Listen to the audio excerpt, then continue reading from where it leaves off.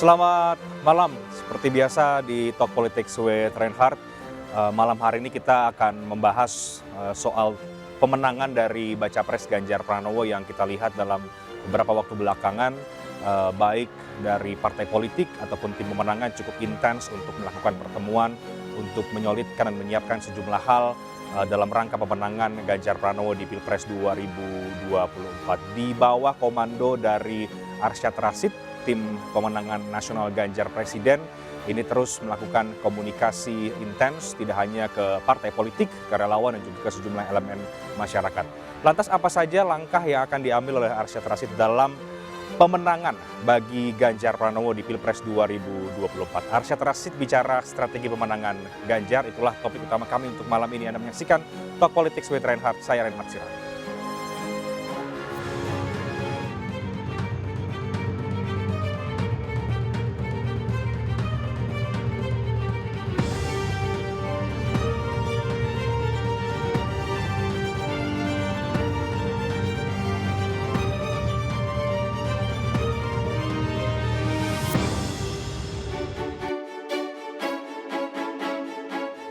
Arsyad Rashid dipilih menjadi ketua tim pemenangan nasional Ganjar Pranowo di Pilpres 2024. Pengusaha sekaligus tokoh masyarakat ini akan dibantu sejumlah pendamping, termasuk mantan Panglima TNI Jenderal Purnawirawan Andika Perkasa. Arsyad Rashid dikenal memiliki rekam jejak yang mumpuni. Pria berdarah Palembang ini lahir di Jakarta 16 Maret 1970. Dia merupakan anak pensiunan TNI AD dan menjadi lulusan dari Teknik Komputer di University Southern California. Arsyad juga mendalami administrasi bisnis hingga meraih gelar Bachelor of Science di Pepperdine University, California, Amerika Serikat. Selain itu, Arsyad Rashid yang juga ketua Kadin ini pernah menduduki beberapa posisi penting di berbagai perusahaan. Pengalamannya di berbagai organisasi menjadikan ia sebagai sosok yang tepat untuk membantu Ganjar meraih suara publik.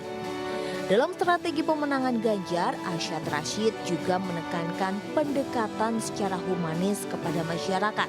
Pendekatan yang baik akan membuat masyarakat solid untuk memenangkan Ganjar di Pilpres 2024. Fokus terhadap bagaimana memenangkan dengan strategi secara udara, secara darat, bagaimana proses gotong royong yang harus kita lakukan bersama, dan bagaimana cara approach yang humanis, yang benar-benar dari hati ke hati, karena itu penting sekali.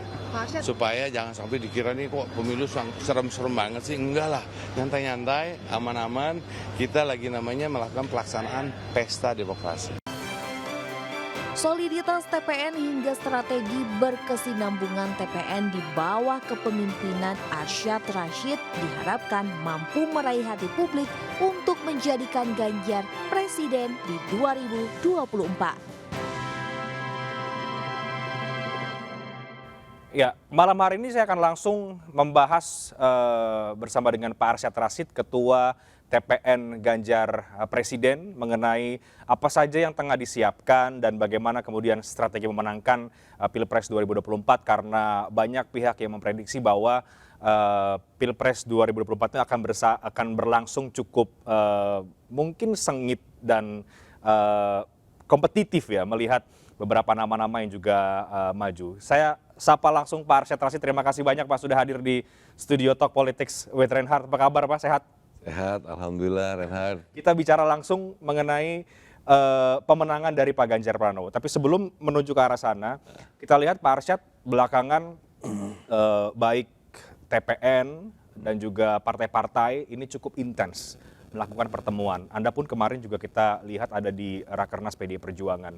Intensitas yang cukup sering dilakukan pertemuan-pertemuan ini Pak Arsyad, apa yang tengah dipersiapkan oleh TPN Ganjar Presiden sebenarnya? Jadi kan kalau bicara ini, thanks Reinhardt, suatu kehormatan nih bisa di sini sama-sama Reinhardt. Kalau dibilang sangat intens, harus intens, karena waktunya pendek sekali. Jadi saya selalu mengatakan TPN GP ini kayak sebuah startup, yang dimana kita harus merekrut manusia yang harus berpartisipasi dalam sini untuk memenangkan Ganjar. Bicara visi misi, bagaimana juga memastikan bahwa itu datang dari hati dan pemikiran Mas Ganjar ditambah dengan suatu analisa yang ada. Sudah itu bagaimana melakukan konsolidasi, ya kan, karena kan yang mau bantu banyak gitu kan, dan semuanya punya energi, tapi harus bagaimana memastikan bisa jalan ini serempak gitu ya. Jadi supaya alignment-nya ada. Jadi memang banyak sekali dan khususnya dengan partai-partai politik. Walaupun bagaimanapun kita juga mesti membuat suatu alignment, ya kan. Kalau kata-kata kata Ibu Mega itu bonding gitu ya. Bagaimana nih kita memastikan bonding kita ini, ya kan? Terus bagaimana kita bisa saling mengisi, ya. Terus bagaimana supaya tadi tidak terjadi tumpang tindih di dalam pelaksanaannya. Penting sekali. Karena ini bagaimana kita bisa menjalankan pemenangan ini secara efisien dan efektif. Itu kuncinya gitu. Jadi memang belakangan itu cukup sering karena menurut Pak Arsyad sendiri memang ya wajib dan harus untuk wajib karena kalau tak kenal tak sayang. Betul kan? Nah dengan demikian kan kita saling mengisi nih, mengetahui juga apa yang dimiliki oleh partai A, B, dan C dan semuanya gitu. Tapi yang paling penting lagi adalah ini, bahwa sekarang ini sudah ada namanya TPN GP, ya kan, Ganjar Presiden. Ya. Nah sekarang TPN GP sudah mulai berjalan, ya sudah mulai dan sudah mulai boleh dikatakan jalannya udah mulai cepet nih, gitu kan? Sekarang ini visualisasinya jalannya sudah mulai cepat. Lebih cepat. Karena kan selalu kita pengen gerak cepat, ya kan? Nah kita mesti gerak cepat dalam apapun yang kita lakukan. Nah ini juga sama dengan ini. Gitu. Nah ini saya mengatakan sekarang bukan kita mewakili partai, tapi kerjasama partai, ya kan? Yang dimana sekarang ini kita TPN Ganjar Presiden ini udah kita mencari input dari semua partai, oke kita tanyakan resources apa dan semua apa yang bisa diinikan. Jadi memang intensitasnya perlu ada. Setelah itu kan juga setiap partai juga harus fokus. Fokus terhadap pileknya juga. Ini kan bersamaan loh. Ini ada pilpres, ada pilek gitu kan. Wajar untuk partai-partai berfokus terhadap yang namanya pileknya. Karena itu kan adalah jumlah suara yang dimiliki. Jadi kalau saya bayangin saya bilang, ini kan jumlah saham nih terhadap Indonesia gitu karena mereka partai itu mewakili suara daripada rakyat. Nah, jadi wajar. Nah, TPN ini lain. Kita fokus pada satu hal sesuai dengan namanya. Tim pemenangan ya kan, nasional Ganjar Presiden. Clear. Objektif kita memastikan Ganjar Pranowo menjadi presiden. Oke. Jadi partai politik adalah satu hal, TPN GP juga satu hal, tapi ini semua saling saling mendukung, kira-kira begitu ya Pak? Ya, harus gini, bagaimanapun harus ada namanya complementary, ya kan, synergy values gitu kan. Ini sama, ini nilai-nilai sinergi yang harus kita adakan. Nah di sini kan diskusi awalnya. Tapi setelah itu pastinya setiap partai akan berfokus ke sana. Tapi tim ini yang sudah menjadi satu kerjasama bersama, fokus terhadap kemenangan itu. Nah, namun harapannya adalah bisa saling mengisi dan membantu. Nah ini penting sekali karena setiap partai juga punya kekuatan di teritorial daerah mana dan lain-lain. Nah ini yang kemarin ini kita inventaris kan, adalah bagaimana nih kita bisa saling mengisinya gitu. Jadi dengan demikian TPN bisa bekerja sama dengan partai terkait untuk value-value komplementari yang kita perlukan. Nah, sekarang tapi kita balik kepada TPN GP-nya sendiri, fokus pemenangan ini. Bagaimana strategi harus menang? Bagaimana ini waktunya sangat sempit. Tanggal 25 kita sudah mesti masukkan registrasi, ya kan. Habis dari situ kita sudah mesti mulai bukan gerak jalan lagi, gerak cepat, gerak lari, gitu kan. Supaya tadi memastikan bahwa kita bisa melakukan ini. Jadi kalau kita membayangkan nih kan TPN GP ini mempunyai suatu produk saya katakan yang namanya Ganjar Pranowo. Dan kita mesti pastikan sekarang kalau bicarakan, saya selalu bicara seperti kayak ya ini market ya. Nah ini kita pertama mesti meng-create awareness ini terhadap Mas Ganjar. Memastikan bahwa Mas Ganjar ini diketahui oleh semua. Nah ini menjadi potensi karena kalau kita lihat ya kita lihat bahwa Mas Ganjar itu masih punya potensi awareness yang cukup tinggi yang harus kita buat. Ya kan dari sisi ini, nah dari sana. Tapi kan kita ada satu sisi harus memastikan habis itu bagaimana elektabilitas. Memastikan orang memilih. Nah ini yang harus menjadi PR untuk TPN gitu. Jadi hal-hal inikah yang kemarin juga Pak Arsyad sampaikan di Rakernas ketika berbagi pandangan kepada kader dari PD Perjuangan sebagai TPN GP ya. Apa persisnya yang kemarin Bapak bahas? Jadi gini, kan saya mewakil TPNGP. Jadi tes pertama berkenalan dong. Saya mengenal diri, terima kasih, ya kan itu kan bagian dari semua pemangku kepentingan bahwa ini kami minta doa, kami minta dukungan, ya.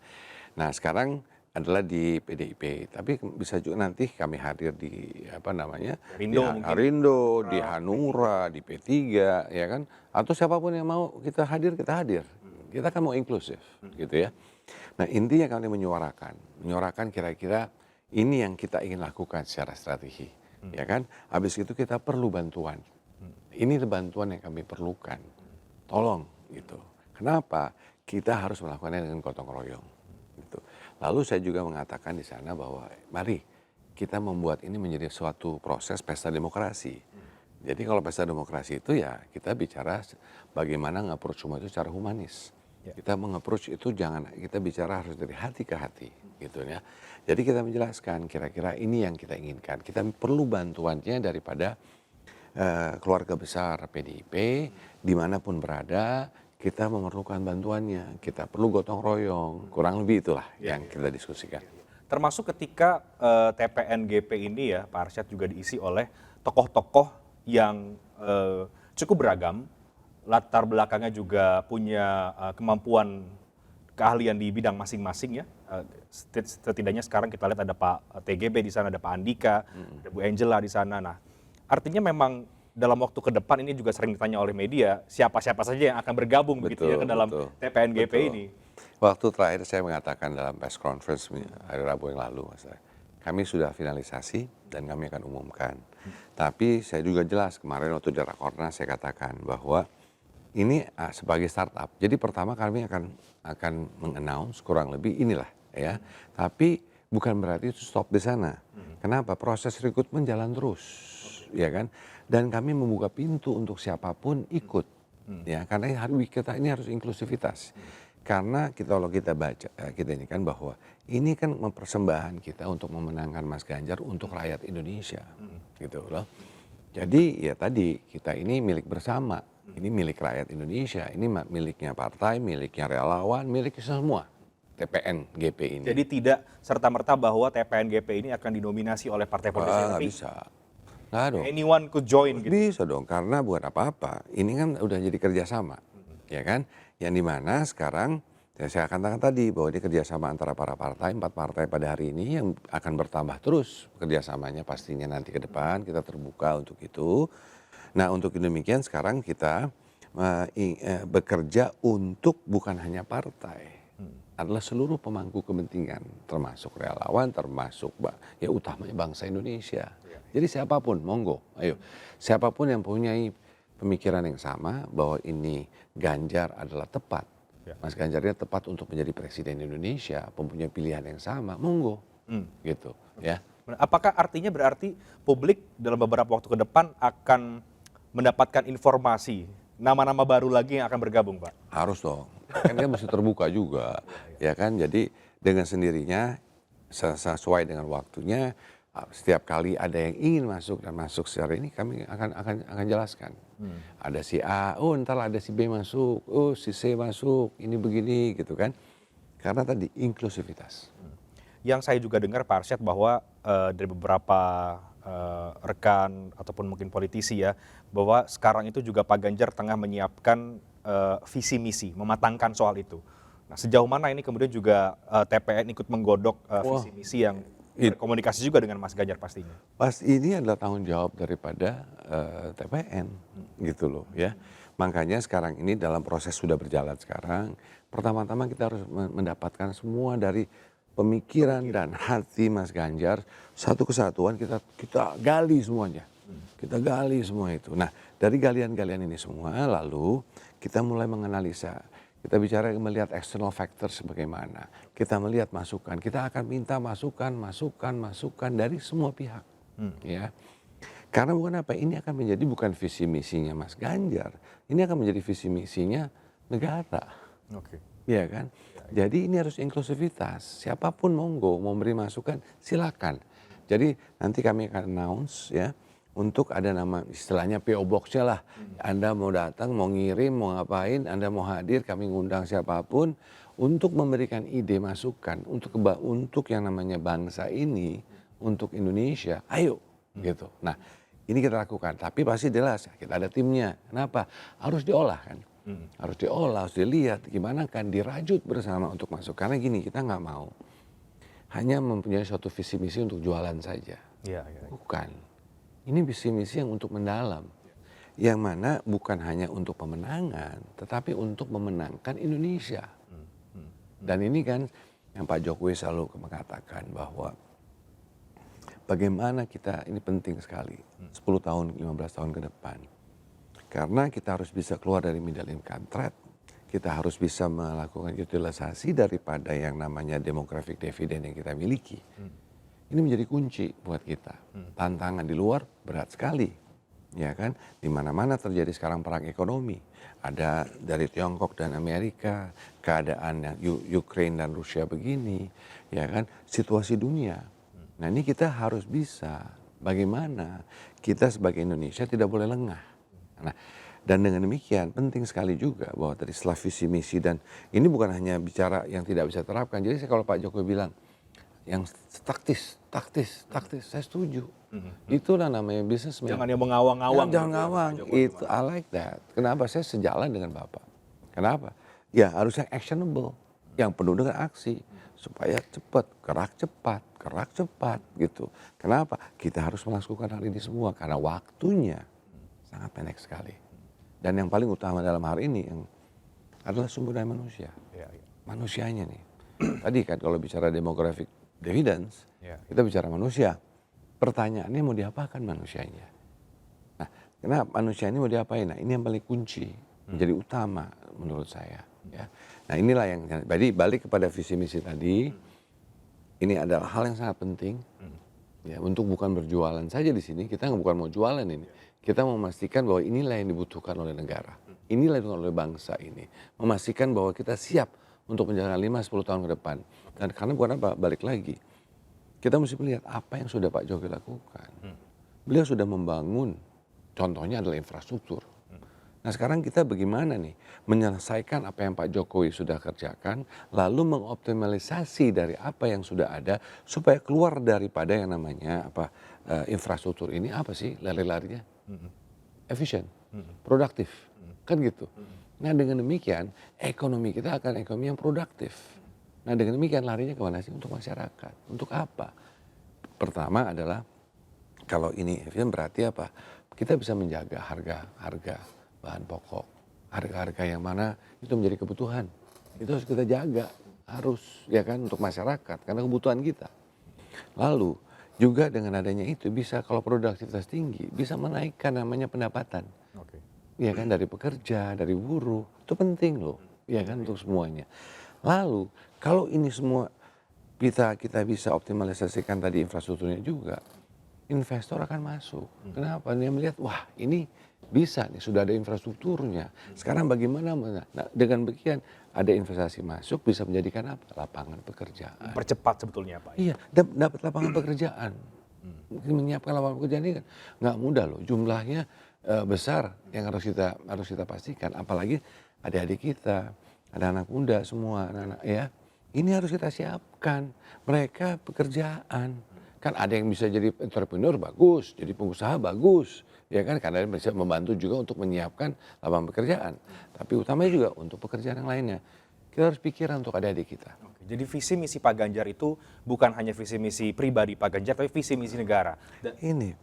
Dan Anda menjamin bahwa visi misi Pak Ganjar itu bisa menjawab tantangan yang tadi sudah Pak Arsyad sebutkan, termasuk melanjutkan apa yang sudah dilakukan oleh pemerintahan Pak Jokowi. Jadi itu penting tadi. Jelas sekali kita mengambil apa yang dalam ini bukan si Arsyad yang bicara, tapi dari apa yang kita ambil dari pemikiran dan hati Mas Ganjar.